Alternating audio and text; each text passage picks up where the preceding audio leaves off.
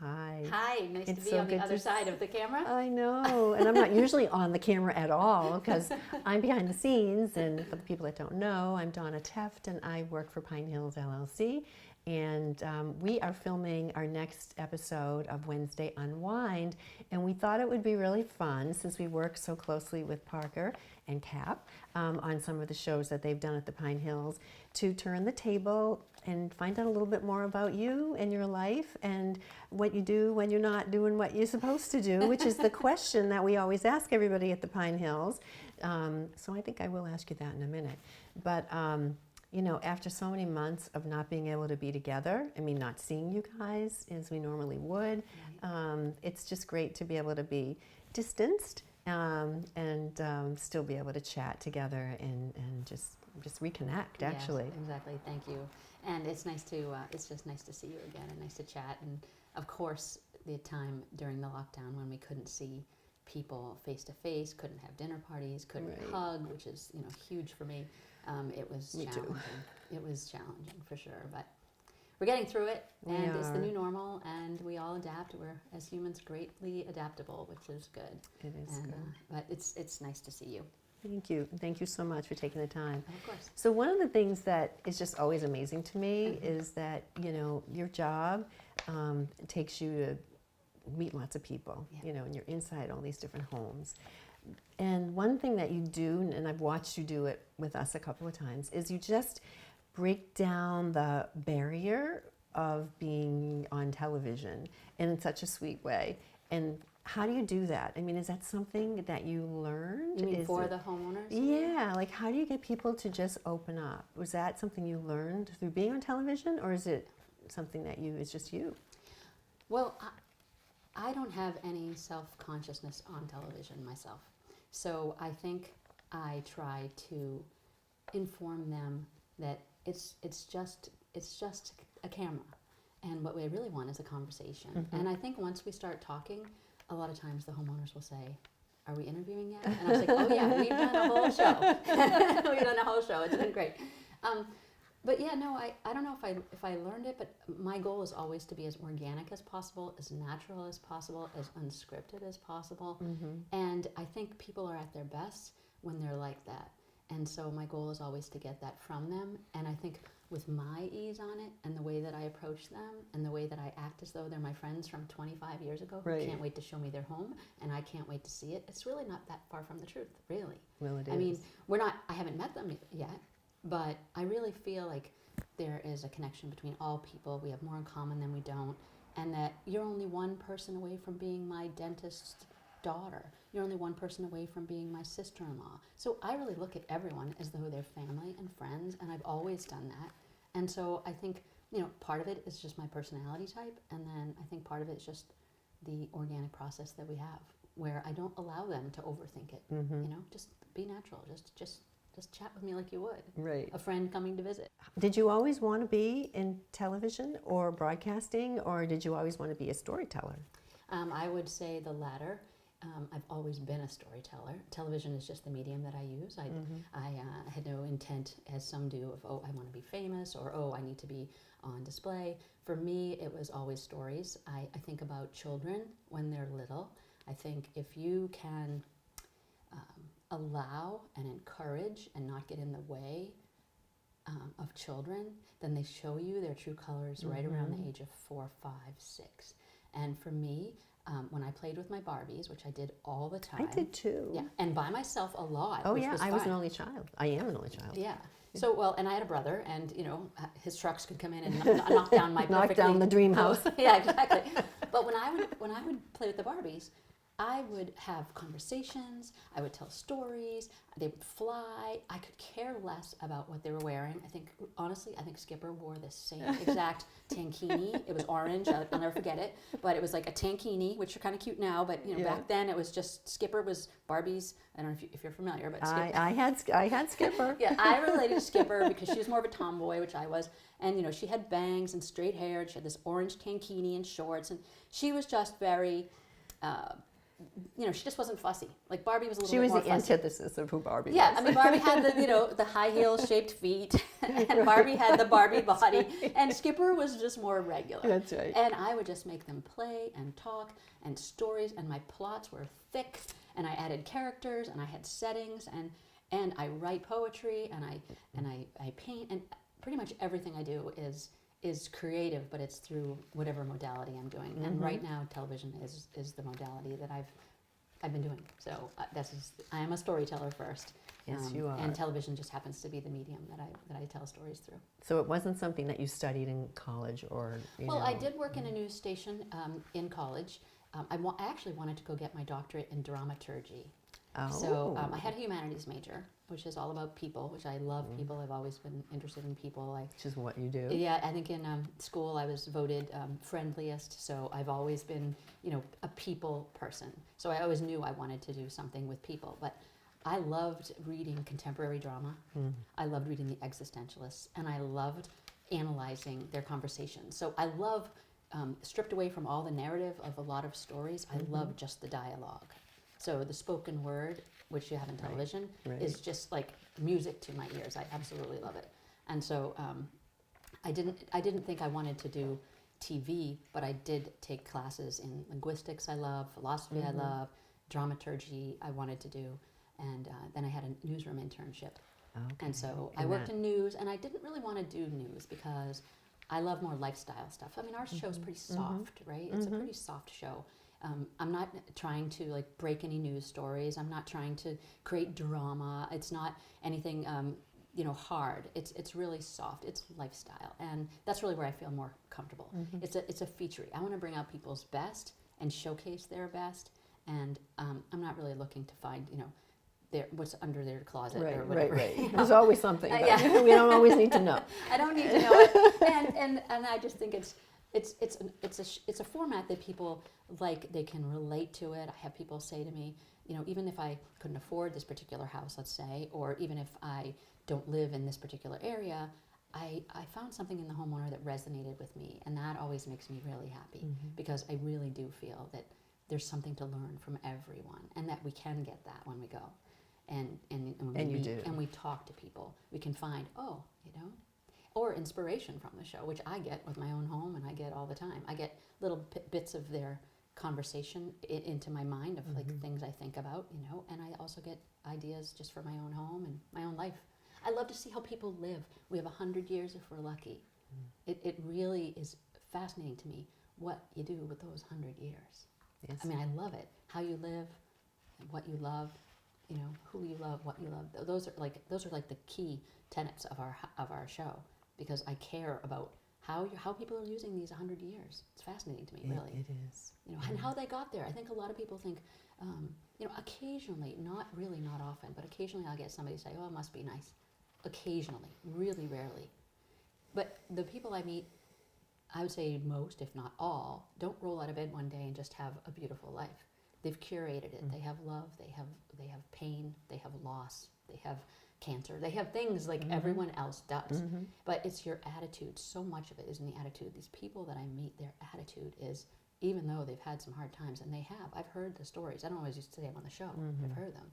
They're making the best out of their life. They're believing that they can, and they do. I think that should be inspiring. It is inspiring. And today, having a show like Home Life and Style on, it's a breath of fresh air after everything else that you see. You turn the channel and it's more of the same, right? Yeah. So we need it, and it's great to have local. And there's so little local anymore. So bravo to you all for keeping that going. Thank you. Thank you, Pine Hills. Great partners since the beginning. To believe in us. It's been fun. It's fun for us too. So we appreciate it. So speaking of home, we're in your brand new home here in Hull. Yes. And I know you're going to be doing a show about that, so we won't talk about that now. But is South Shore your home, or tell us a little bit about home? Well, where was home? I was born to in you? Boston, and I was raised on the Cape. So I'm a beach girl, and again, the Cape is really not fussy. It's it's pretty much bare feet and sand. But with the Cape comes a lot of transients, a lot of travelers, a lot of influx. So I think I have a lot of influence from growing up on the Cape. And then I did live away. I lived in Virginia. I worked for PBS in Virginia, and then I worked and lived in Seattle for a while. I had my children out in Seattle on the West Coast. And but then I moved back, and when I moved back, I thought, okay, halfway between Boston and the Cape, the South Shore. Now, for me, honestly, when I was growing up, my Grammy lived in Arlington. My parents were from Arlington, and so we would go from the Cape, Route 3, to Arlington. And to me, Route 3, I never really even noticed the signs of the towns. Me either. Yeah, it I was would just like, head to the Cape, and then it's like, are we through Plymouth yet? yeah. So for me, it was like the Cape to Boston, and then that's just the road. And then when I moved back, I thought, oh, I started researching it. I said, oh my goodness. So I first lived in Duxbury, and then I lived in Hanover, and then I lived in Hingham, and now we moved to Sunset Point and Hall. So I've been here for 20 years, since 2000. So it is home. So. Well, they're happy to have you here, I'm sure. And I guess I think a lot about all the awesome things that you see. You know, you're in so many amazing homes, and you see so many beautiful things. So is there a part of you that just loves the part about home design? I mean, is that something you could have seen yourself doing as absolutely. well? Or, I mean, you do it because you've done it here. Thank you. Absolutely. I do see a lot of amazing homes, really, really incredible homes. And I never feel a sense of envy. I never feel a sense of anything except for just the appreciation of beauty, right? And I've always been like that. I have a mother who we'd be on the couch when I was a kid, and you know, she'd have the TV in the armoire, the way they did it for a while there. And she would get up in the middle of a show and honestly get up and then just tweak a couple little things on the top of the armoire and then sit back down. And I grew up with very neat parents, let's just say. I mean, my Nana used to wash my hands in the middle of finger painting. So sometimes maybe too neat, let's just say. Yeah, it's finger painting, Nana. It's finger painting, Nana. It's okay. You're allowed to get messy during here. But I did grow up in a very orderly house. My parents are very organized. I'm very organized. I think that's my producer in me. And my mother really cared about her decor and her home. And she made a beautiful home, and she still does. And her style's not my style. She has more of like a country plaid type of style, which is fine, but she does it perfectly. The style that she has, she does it perfectly. Every single thing is with intent, and every placement of every picture, every place of every object, how things are laid out is that's my mom. And so you developed that eye. I developed that eye early, right? And I just have a natural, I think, sense of composition. And it comes from film, it comes from art, it comes from, I know when something is right. And I think that designers do have that. Yes. And I don't think design is just about making a house pretty. I think your home and design has a lot to do with your sense of not just self, but your sense of peace and calm and safety and your mental health. I really think your home is crucial to that. And I go a step further, where if I see like something and it looks beautiful, I'll think that every single time I see it. Part of who I am. I've always done it since my bedroom. I had my perfect wallpaper with the flowers and the stripe that they're matching. I want to know what the Barbie house looked like. The Barbie house was the penthouse. Oh, don't get me started. The Barbie was a penthouse, and I thought at the time, okay, I'm going to have a mailbox as my laundry basket. That would be really cool. And I'm going to have a fireplace in the center, and I'm going to have a white shag rug, really thick. And I'm going to have an orange fireplace, kind of like the color of your shirt. Yes, orange is big. Right? And then I had a little cardboard piece in the back, and it would change from daytime to nighttime, and it was the scene of the city in the background. And then I had the camper, and then I had lots of other things, obviously. But I think that's a big part of, I think how you play is a big part of who you are. Is. I think that's how I got stuck on loving fashion so much. So unfortunately, that was probably not a good thing. Well, don't you think fashion and design they're very related. Very related. Yeah. I mean, they have a lot of the similar skill sets. I think they cross over quite a bit. And I'm just now really getting more into like seeing that my clothing can also be a representation of that. I mean, not that I wasn't into that, but I wasn't always as into that as I am now. Now I'm kind of sort of seeing it all come together. It's just another way of expression, right? It is. Yeah. It definitely is. Yeah, you always look, over the top, fantastic. You're so sweet. Every outfit I've ever seen you in is just impeccable. So I know that fashion's your background. I don't know. Like you say, where does it come from? I don't know, but whatever. So we've just gone through a kind of a funky period in life. It's interesting. So how did you spend the time that was in lockdown? Yeah, how did I spend the time? Well, I think like a lot of people, I was in shock at first. I mean, real shock. I wore polar bear fleece jammies pretty much every day. I wore a fleece hat to cover my hair, which all women know the hair was a major issue. Yes, it was. I wore pretty much the hat as a staple. I wore the fleece jammies as a staple. And I was just in shock. I mean, I was really in shock. The world we knew was just completely changed. And I feared for my career. I feared for my safety. I feared for my children in school. Like, is that college? Is there ever going to be a college again? You know, is it going to be normal? Are we going to be able to go to the grocery store? Am I going to have people over?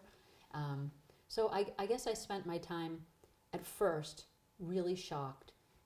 And then I went through a period of calling everyone I knew on the phone because I needed people. People think I'm extroverted because I am a host and because I am friendly and all that other. But I'm actually just right of center. Okay. I'm actually just right of center. I need my alone time and I need to have my processing time. And if I don't get that, I'm a little crazy. So I need that. But that said, I need to have people in my life. I need conversations. So I called a lot of people during that time just to chat. People, sometimes people I hadn't talked to for 20 years. But that outreach must have been so good for them too. You Yeah, know? they I were mean, like, everybody was in the same place. You know, we all were just feeling so alone, whether you have a significant other or children or whatever. Yeah. You still get that feeling of being alone. You Yeah. know, it's natural for us to want to be with people. It's who we are. And to find out what other people do under that circumstance, Right. because Cap made a lot of sugar. And I was like, oh, this is what he does to self-soothe. You know, I had my self-soothing. Yes. And I don't eat a lot of sugar. I have my own sort of way of self-soothing, and he just made a lot of sugar. I mean, frosting, cake. You know, he was like baking, and I hear from a lot of people that they did that. Yeah. They baked. There was they no made flour cookies. in the stores. Right, exactly. The flour was exactly. Like, where to go? exactly. But yeah, so I think I evolved like most people, where I started in shock. And then I said, okay, it looks like I'm going to have to live with this thing, like you do any kind of thing that you have, like when my father passed or, you know, whatever it is, that at first you're in the shock and the denial and the, oh no, and then the, I'm not going to change how I live. And then you just adapt. And so. Well, you've done well. Well, I know, I'm grateful. So yeah, that's well, and I'm really also great. looking forward to the Pine Hills episode. And that's coming up soon too, Yep, right? that's going to be this fall, in Climbers Path. Yeah. And I love Lisa and Aaron, and we had our party outside. We and did. We did the fire pit and spent the time in their courtyard, which was nice. And they're interesting, and their house is beautiful. And I love the way they designed the jewel box home, with Mackenzie Brothers, but how they have all that color. The color's just fabulous. Yeah, the color's It really fabulous, is. and there is like this one, no wasted space. I mean, I guess you could almost call this one jewel box home. I would, absolutely. Yeah, I it's absolutely just would. the space we use. It's really no extra frills. And I think that's really great for people to see now that, you know, you can live differently. You know, people always say, I'm going to downsize, but, you know, we always like to say you're really right-sizing because, I like that. you know, you still want certain spaces. You just maybe want bigger spaces for some things and smaller spaces for other things. And then you sort of put it in your plan. So when people come from different size houses, we just like to direct them to say, you're just right-sizing. All right, some quick fun things just to ask. Okay. So just like off the cuff. No. Okay. Yes. All right. No. Twice. 3 times. Green. Mountains or beaches? Beaches. Okay. Books or Kindle? Oh, books. I have a Kindle. I love it, but. All right. books. Cook in or take out? Cook in. Vanilla or chocolate? Chocolate. Absolutely. Dogs or cats? Dogs. Okay. I don't have any more questions. Those are easy. Very easy. Well, thank you so much. Of course, yeah. I'm sure there are many more questions I could ask you that I had on my list, but maybe we'll do that interview 2. Oh, sure. Whatever you want. Part 2 Yeah, whatever you after want. after the show. Sure. We'll do another one, and we can't wait to have you back to the Pine Hills soon. And we really appreciate you joining us today for a Wednesday Unwind. Oh, thank you. Well, you know, my mother lives at the Pine Hills, and now we're putting her into assisted living at the Pine Hills. And we love the Pine Hills. I mean, I not only Thank love your you. support for the show, but I'm a firm believer and an advocate and a ambassador for the Pine Hills, because I think what you guys do there is magical in all your forms, from the apartments, the houses, the community, the restaurants. The entire thing is Thank beautiful. you. A model for others to follow, really. And I'm really happy my mom is going to take this next stage at the Pine Hills. Well, thank you very much. Yeah. We very much appreciate that. And, you know, home is more important than ever. And it's just a wonderful thing to be in this field right now, to be helping people find the place that they really want to live. Yeah. So, Well, you do it well. How Thank about a you. cheers for All Home right. Life and Style and the Pine Hills? All right. Cheers. cheers.